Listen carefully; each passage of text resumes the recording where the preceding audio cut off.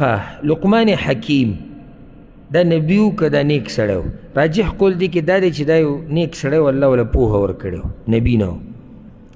او دا د جمهور اهل علمو قول دی یعنی اکثر علما دا وی چې دی یو د الله ولیو حکیم و خیارو علم ول الله ورکړو نیک عمل انسانو قاضي و په بني اسرائیلو کې او د دې تفصیل موږ په سورة لقمان کې ذکر کړی دی ولقد آتینا لقمان الحکمه الله وی ما لقمان حکیم له حکمت ورکړه حکمت پوهې ته وایي الله وله پوهه ورکړې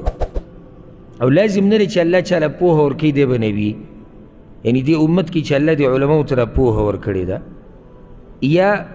بعضو ته دنیوي پوهه ورکړې ده پوهه خو ټولو د الله طرف نه ورکړی کېږي د هغې خو به دا مطلب نه چې به دا سړی یو بس دی به نبي او که دی به نیک عمله سړی عام نو راجحه دا ده چې لقمان حکیم دا یو دینداره سړی و د الله په اولیاو کې یو ولي و او په دې یو ښکلی دلیل کیدی شي والله اعلم هغه ده په بعضو آثارو کې داسې راځي چې دی حبشي او غلام و مخکې دی حبشي غلام و مریو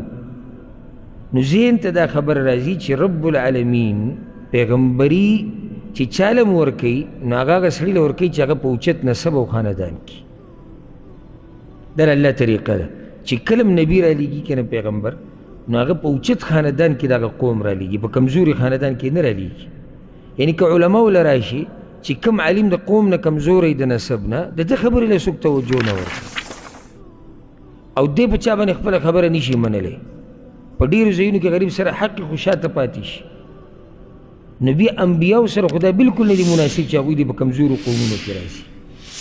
یا نبي دي مري غلامي نو چې کله دې خبرې ته سړی سوچ وکړي نو دکه ته راجح ښکاري چې لقمان حکیم یو هوښیار پوهه سړی و دینداره نیک عمله خو نبي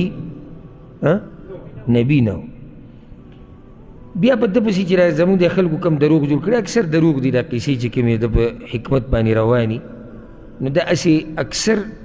بې سنده خبرې دي یا اسرائیلي روایات دي بني اسرائیلو نه اخیستې شوي دي او سند یې نه دی معلوم